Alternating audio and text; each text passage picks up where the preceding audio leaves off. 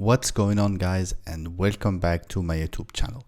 In this video, I'm gonna show you how to document your APIs using OpenAPI and Swagger UI, and it will be mainly for Spring Boot REST APIs. So also, since the release of the new version of Spring Boot, which is the Spring Boot 3, so many changes have been done since that release.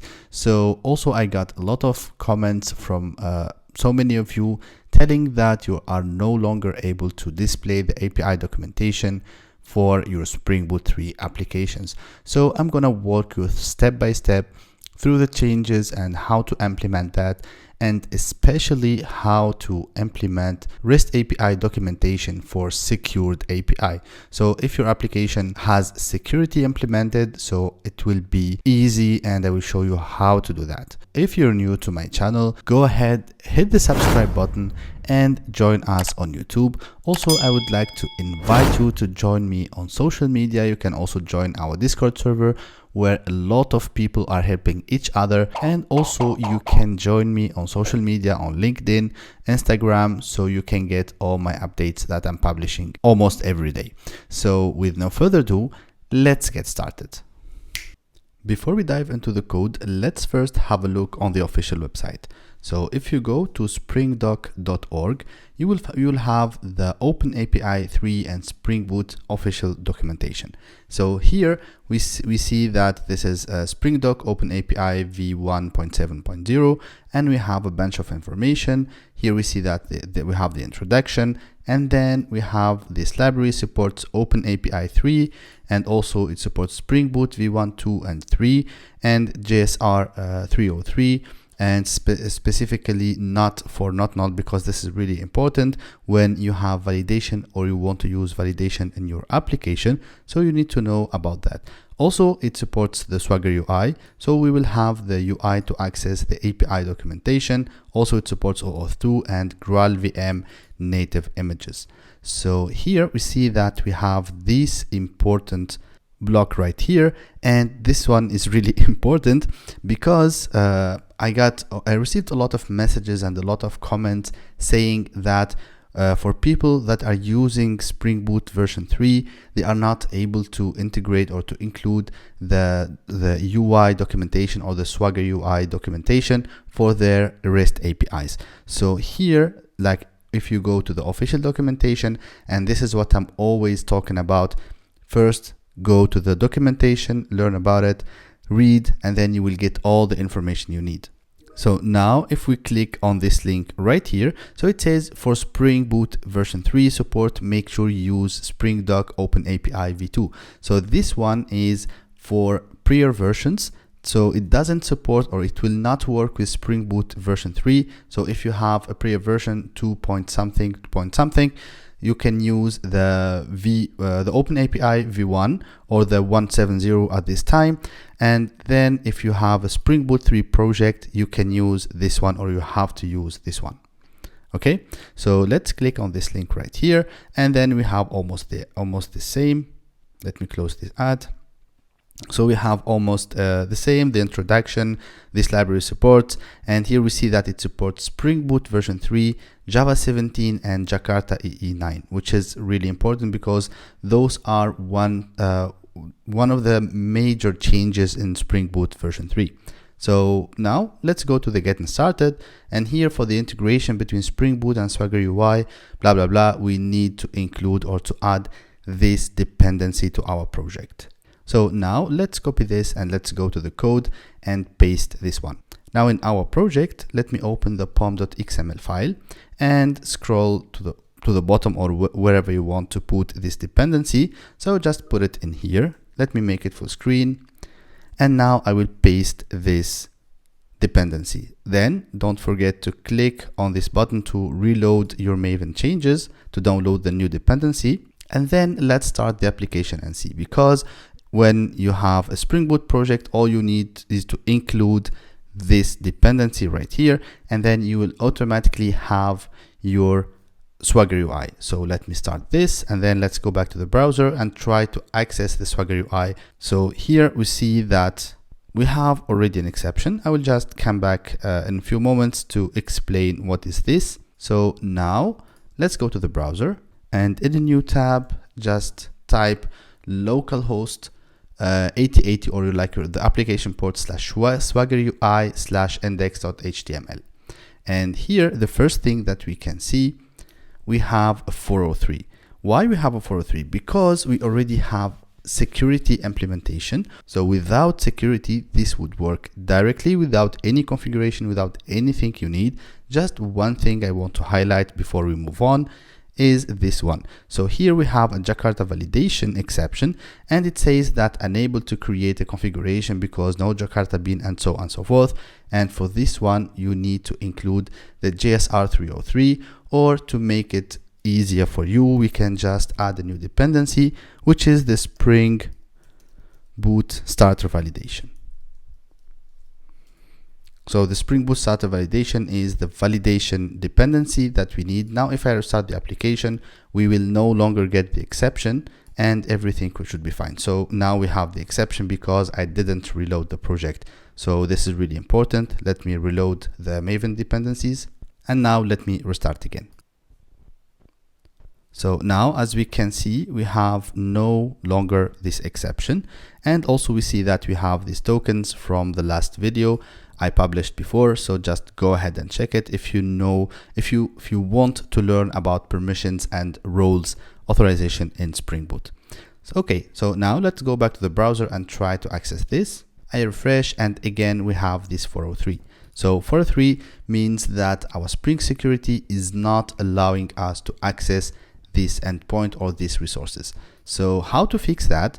Let's go to the security configuration in here, and then we see that we have these request matchers, and we are authorizing these URLs. Now we need to authorize other URLs that are required for Swagger UI in order to access the resources that it needs in order to display the information. So here I have already the list. So let me just bring this to a new line. I will add a comma, and then here are the requests that we need to authorize. So this is an extended list of URLs. You can just use v3/API docs, and also this one, and also you can enable the Swagger UI.html, and then it will be good. You will be good to go, and you will have your Swagger UI interface. But I just wanted to include all this list in order, if for example you are using a V2 documentation,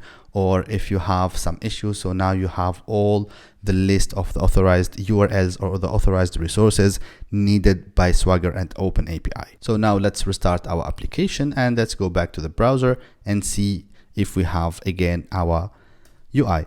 So I will open the browser, refresh in here, and now we see that we have the Swagger UI. It's just going to pop up in a few moments.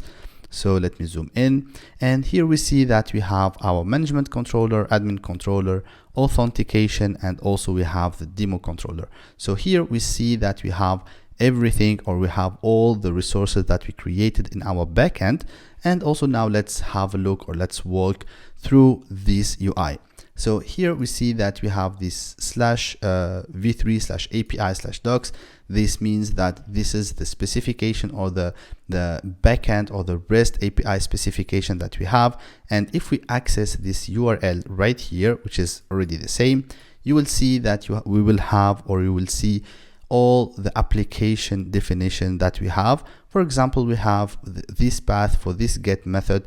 We can access it using /API/v1/management, which is the one that we specified in our controllers. So for the people seeing this video for the first time, I would really invite you to start watching the Spring Security playlist in my YouTube channel. So like that, you will understand what we are talking about right here, especially when I talk about these endpoints. All right, so this representation right here is a JSON representation of what we can see in here. So this is a UI representation, and this one is a JSON representation.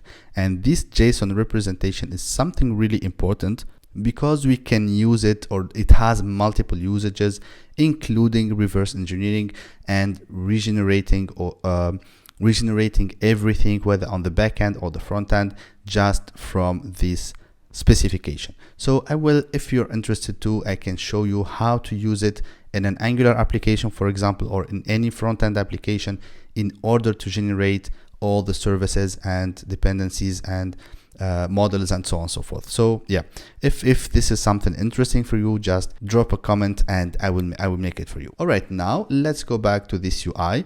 So here we see that we have a title, this is the version, and this is some tags that we see right here. And then we have the list of servers. So by default, it takes the default URL or the default server URL that we have, which is localhost 8080, which is the port that we have right here. And for example, if you want to expose API documentation for multiple environments, you can specify the list of servers that we have right here. And I will show you later on how we can configure and how we can customize everything we see right here. Then we see here that it automatically scans our application, and it takes and it's able to read all the resources and endpoints that we have. So it will scan for the controllers or REST controllers that we have in our application, and then it will display them one by one. So for example, for this management controller, we see that we have 4 methods, the ones that we created already. And here we have API v1 management, put, get, post, and delete. Same for the admin and also for the authentication and for the demo controller. If we scroll to the bottom, we see that we have this schemas block. So the schemas block, it automatically also scans all the objects that we are using, including, for example, the register request. And we see here that we have first name, last name, email, password, and role. And this is the update that we made the last time. And also, if you click here, it will give you the type. Okay. And here for this role, it automatically also detects that this is an enum. And if I expand this one, we see that I have 3 roles that I can use or I can assign as a user role. So it's really important, and it gives us really as much details as we need. And the same for the authentication response and also the authentication request. So I will let you play and check all these details. Now let's move on and let me show you how to configure and how to add properties and make customization on the API or the OpenAPI definition. So let's go back to our IntelliJ. And now I can close this one. So in this case, we will be using annotations to configure everything or to give more of definition and properties to our API. So we can just go to the security application, like to the main application or the main Java class that we have, and we can add the annotations here on this level. But what I prefer, honestly, like I want to separate things. So in this config package, I will just create a new class and I will call it OpenAPI config. So then let me make this one full screen. And now I will just, so it's going to be an empty class, and I will just add some annotations in order to describe my API. So the first annotation that we will use is called OpenAPI definition. So this is the definition of our API, and it has a bunch of properties. So like we see server, security, tag, info, and so on and so forth. So let's start with the info. And here we can see in the documentation, you can also download the source and see. And here this info attribute is of type info. And in this info annotation, we see that we have a list of properties like title, description, terms of service, contact, license, and so on and so forth. So this is how I learn things, and this is how I know how to implement things. So I'm just sharing everything with you. So now in the info, let's use this @info annotation, and then we need to provide, first of all, let's say the contact, and the contact is also of type contact. So now the contact, I can give it a name, so it's Alibu, and we also have an email. So this is my email if you need to contact me or to get in touch. So it's contact@alibocoding.com. So don't hesitate if you have anything. Also, I would like to invite you to visit my website and check the courses that I have right there. And also in the contact, you can provide the URL. And here, this is the URL for my website. So it's https://alibocoding.com. So you can find a lot of valuable courses in here. So I can give you the full URL.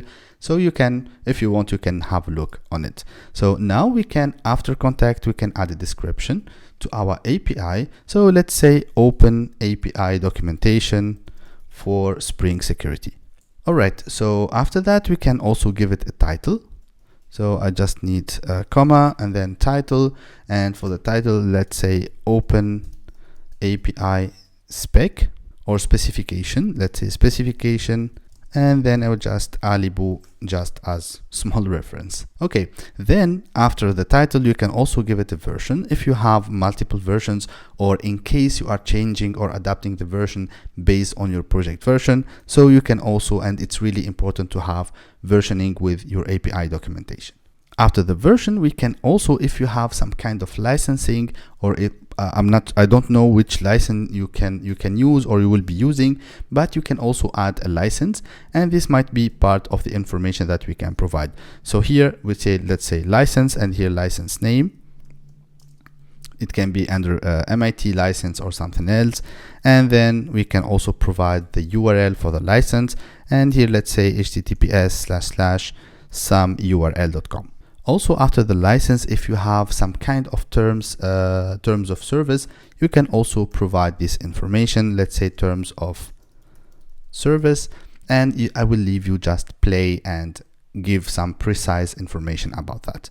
So here we just specified the info. Now let's specify the servers.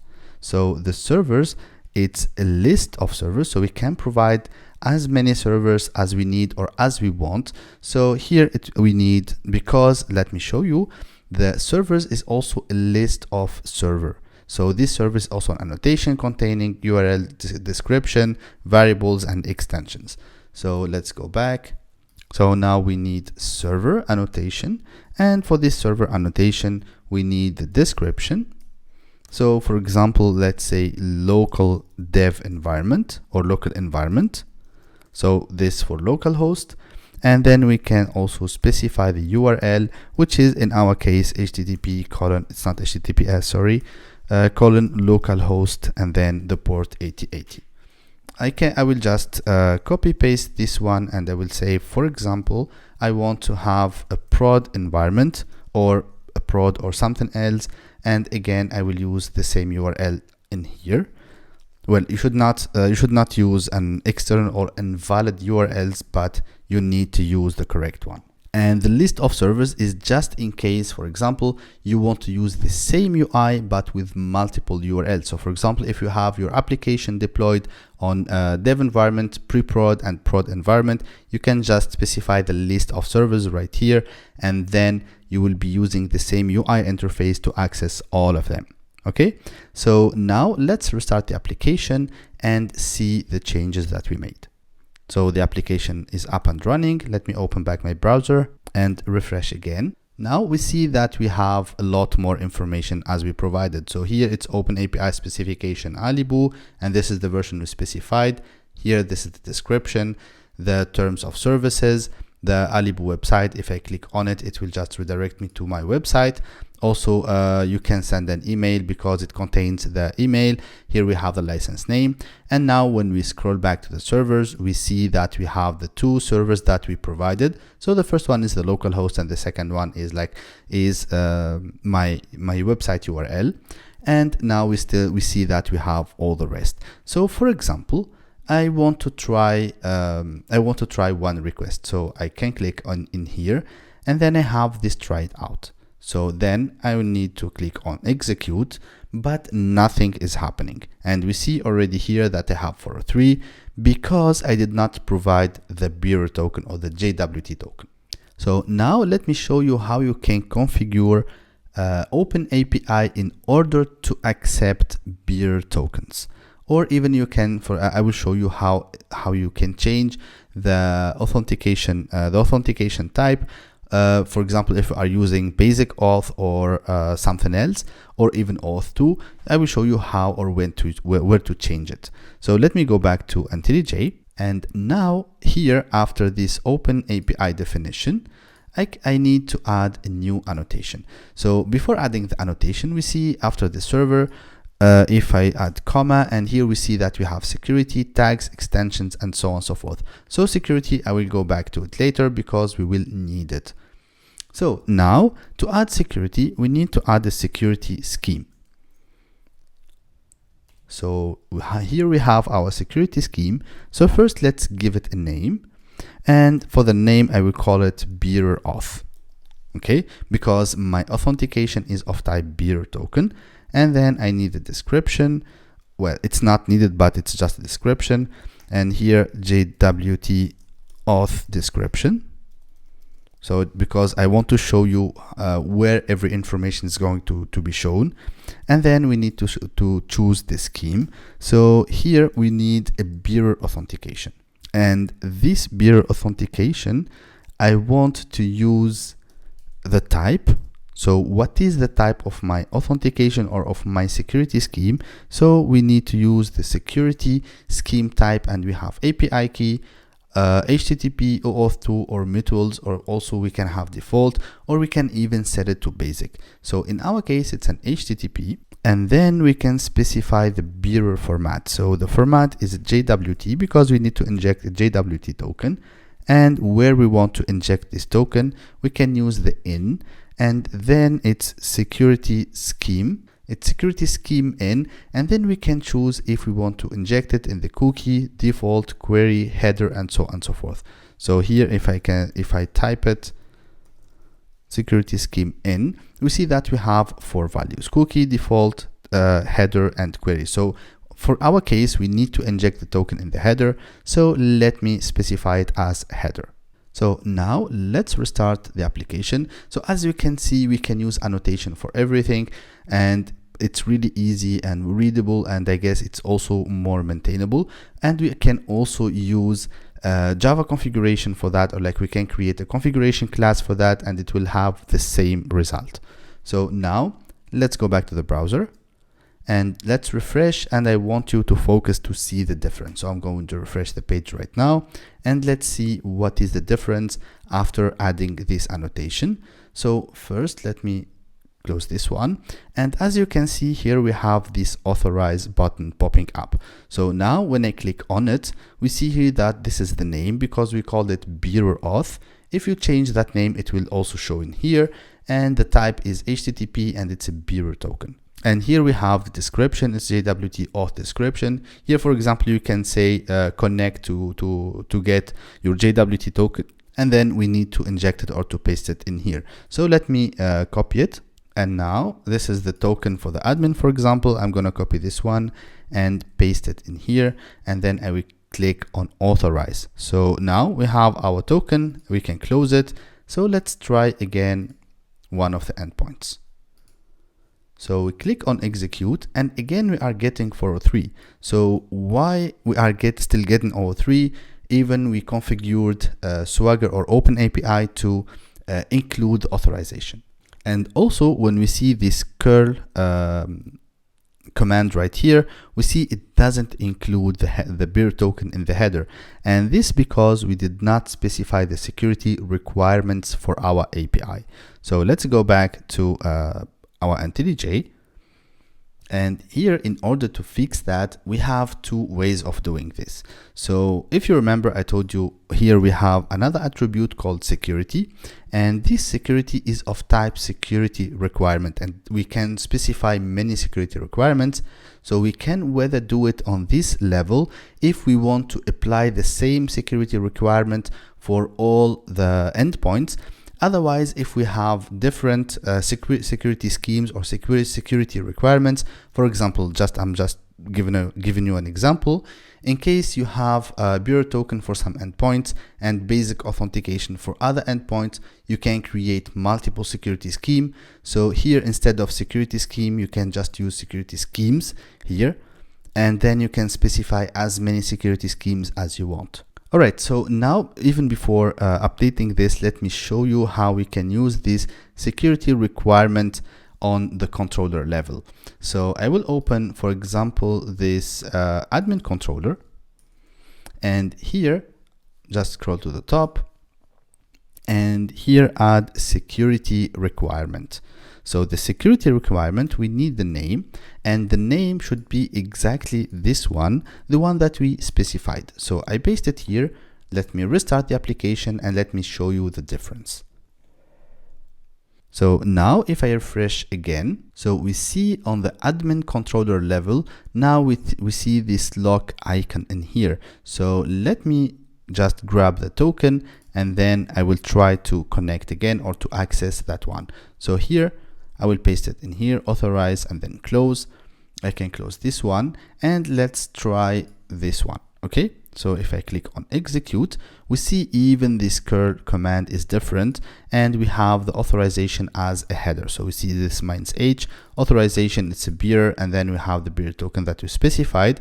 Also, we see that we have a 200 success. So this security requirement annotation that we added on the admin controller level, it will take, or it will use this security scheme that you specified in here, and it knows that we want to inject this beer token in the header, and it's a JWT format, and it's of type security scheme type HTTP. So now this is if you want to separate them and make it specific for each controller, but let's make it global for all the controllers, because we know that our application is 100% secured by JWT token for all the endpoints. So let's go back to our API definition annotation, and then security, and for the security I will just add this security scheme. So I'll just make them all in new lines so it's more readable.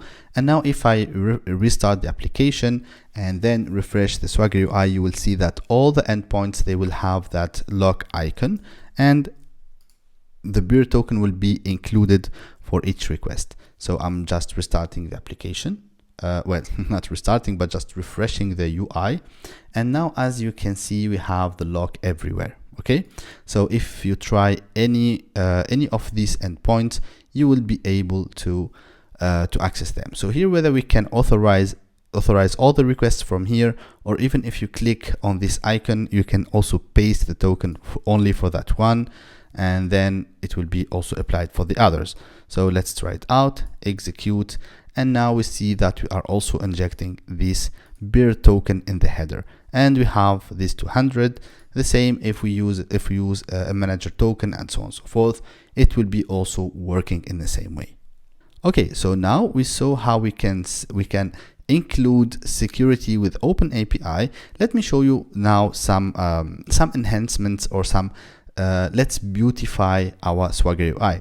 So here we see that we have this management controller. It's management-controller because the controller is called management controller. In case you want to change the name, I will show you how to do that. Also, we see that we have just get and /API/v1/management, and we don't know what this method or this action is doing exactly. So also let me show you how we can improve this, and how we can add some description, and how we can add also a summary, and so on and so forth. So let's go back to our IntelliJ. Let me stop the application, and then on the admin, let's go to the management controller, because it's the first one popping up in the UI. And here we see that we have management controller. So if you want to change the name, all you need to do is to include or to add this tag annotation, and it has an attribute or property called name, and let's call it management, just management, not management controller. And then when we start the application and refresh the UI, you will see that it's no longer called management controller, but management. All right, after that, let's beautify a little bit our endpoints. So this one, if you really need to well document your API and your different endpoints, you can add these annotations. Otherwise, if it's like clear and easy from the name to understand what the endpoint is doing, it's I guess it should be also fine. Otherwise, you can add as many information as you want. So here it's an operation. And for this operation, we have a bunch of properties too. So here, for example, we have the description. So let's say get endpoint for management or manager, whatever.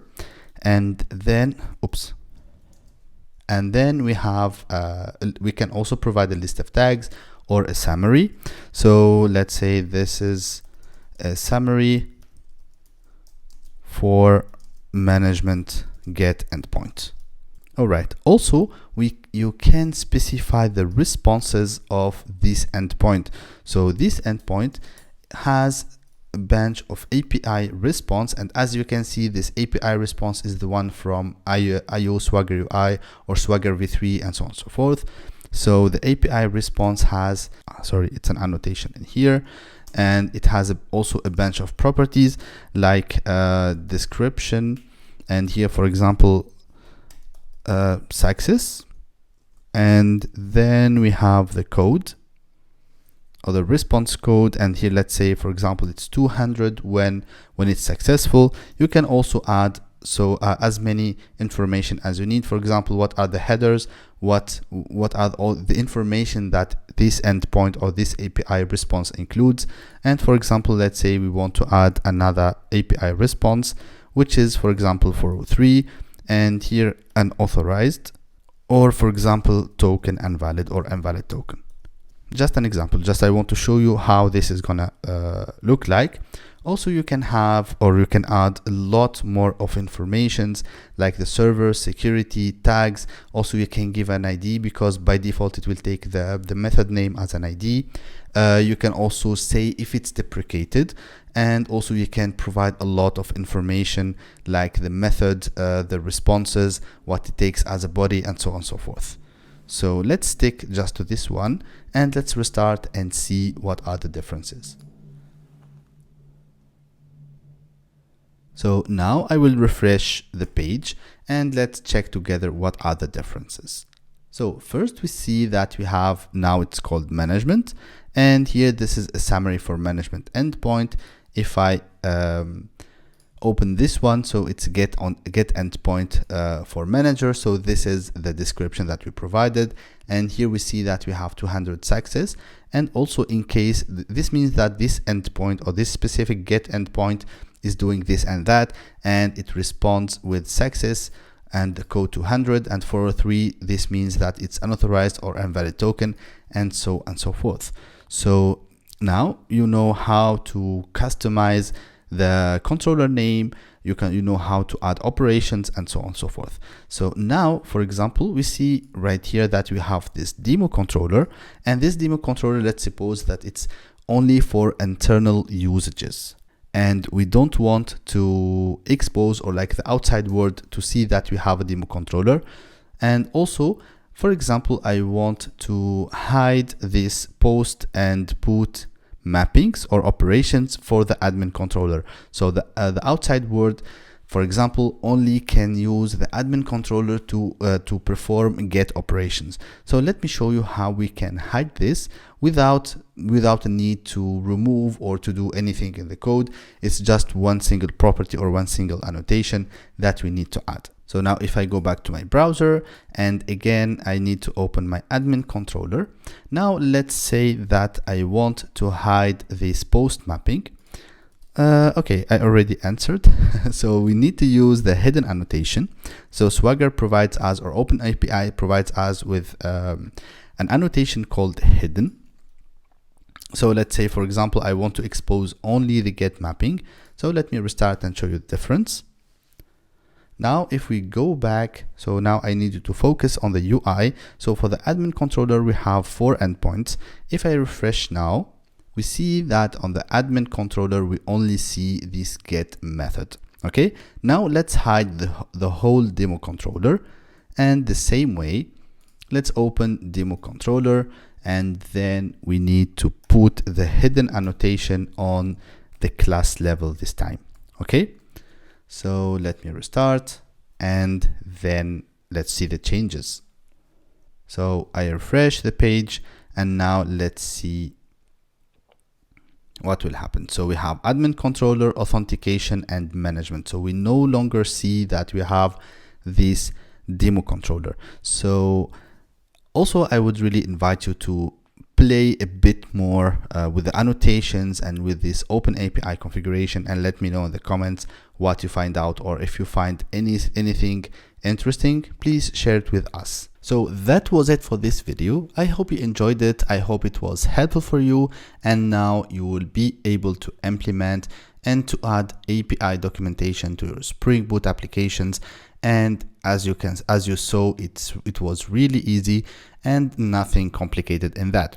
So that's it for this video. And before you leave, just don't forget to join me and hit the subscribe button. And also don't forget to hit the thumbs up button so I can continue on producing content like this for you guys. Thank you so much, and see you next time.